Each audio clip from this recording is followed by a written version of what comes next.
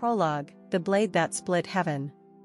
When the skies burned and the song of creation died in the throats of cherubim, Diane became a shadow of what she once was. She was Elyon's first sword, an archangel whose wings sheared storms, whose voice commanded legions of light. But when she discovered that even the Book of Destinies had been forged, her name inked in the blood of the innocent, she turned her blade against heaven itself. Elyon did not forgive the question, "Is truth a sin?" He cast her into the abyss, but did not stirp her wings. Only broken things can carry the weight of divine lies. Chapter 1, The Exile's Crown. Earth smells of rust and regret. Diane walks its wastes now, her once gilded wings reduced to ragged obsidian plumes, their edges still flickering with the cold fire of the void.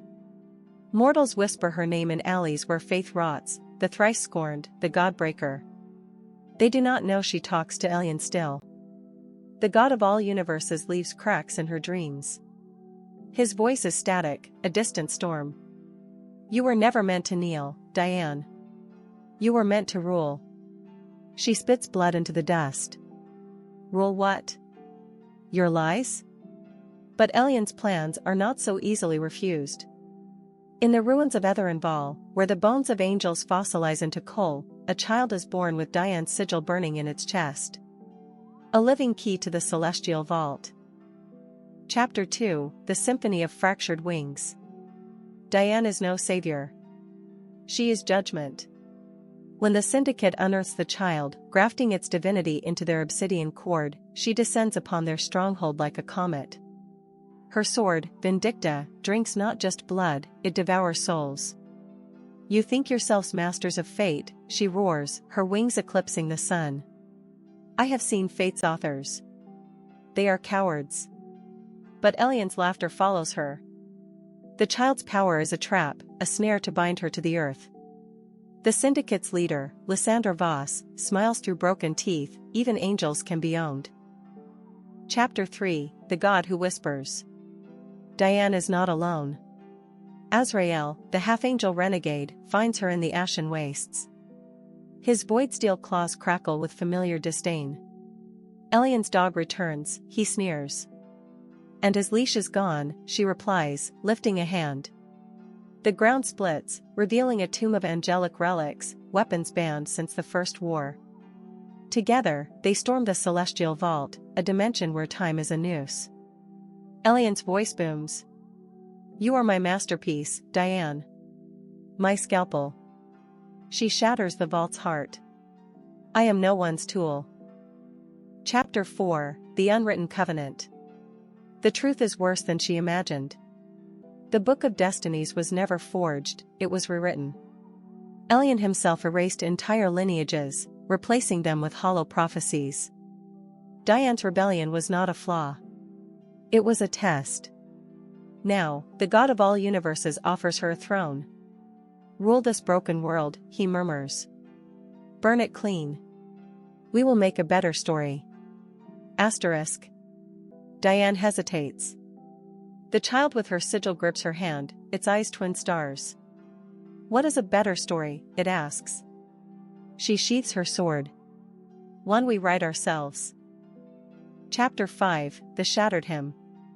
Elyon's silence is a weapon. The heavens themselves recoil as Diane's rebellion fractures celestial order. The syndicate, led by Lysandre Voss, unearths the obsidian cord's final shard from the corpse of a dead god. When activated, its resonance tears open the veil of eternity, unleashing primordial entities that feed on time. Diane, Azrael, and Seraphine confront the horde in the ruins of Ether but the child, Kales, marked by Diane's sigil, begins to mutate, his body a conduit for Elyon's will. You were never meant to win, Lysandre taunts, her voice warped by the cord's power. You were meant to distract. Diane realizes the truth, Elyon allowed her rebellion to weaken the veil. Now, he plans to rewrite reality itself. Chapter 6, The Blood of Divinity. Kales' transformation accelerates. His veins burn with celestial code, rewriting matter. Diane fights to suppress Elyon's influence, but the child's whispers haunt her. Mother, why do you fear what we are? Azrael proposes a desperate gambit, infiltrate the Syndicate's stronghold and shatter the Obsidian cord. Seraphine, now mortal, uses her fading light to cloak their approach. Inside, they find Lysandra fused to the cord, her body a lattice of black crystal. "You think you're saving him?" Lysandra laughs, gesturing to Kayles. "He's Elyon's new vessel." Diane hesitates, destroying the cord could kill Kayles. But the child grabs her blade and plunges it into his own chest, screaming, "Write your own ending." Chapter 7, The Unbound. Kayles' sacrifice ruptures the cord. The veil stabilizes, but Elyon's presence erupts through the boy's body, manifesting as a titanic seraph of ash and starlight. Diane confronts her creator, Vindicta in hand, but her blows scatter harmlessly. "You cannot kill a god," Elyon thunders. "No," Diane snarls. "But I can replace you." Channeling Kayles' lingering power, she severs Elyon's tether to the mortal plane. The god's form dissolves, but not before his final whisper, "You will beg for my return." Azrael and Seraphine arrive too late. Diane stands alone, her wings now fully consumed by void fire, cradling Kayles' lifeless body. Chapter 8, The Dawn of Ashes. The Syndicate lies in ruins, but Metropolis X is a necropolis. Diane retreats to the shattered expanse, her grief a storm. Azrael and Seraphine plead with her to rebuild, but she refuses, until a spark ignites in Kayles' corpse. The child awakens, reborn as something new, neither mortal nor divine, but a fusion of Diane's defiance and Elyon's discarded power.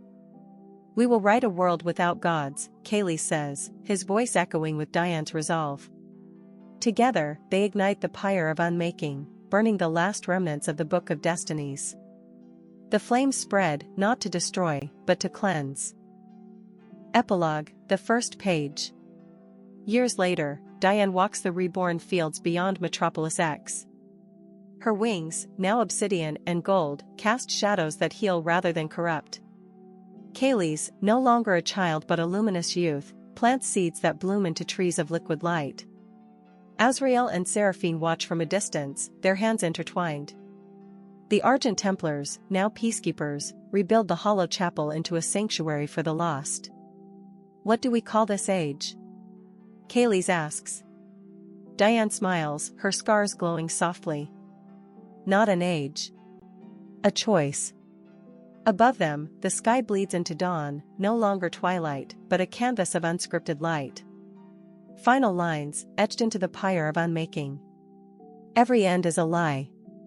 Every beginning, a rebellion." Diane, Archangel of the Unwritten.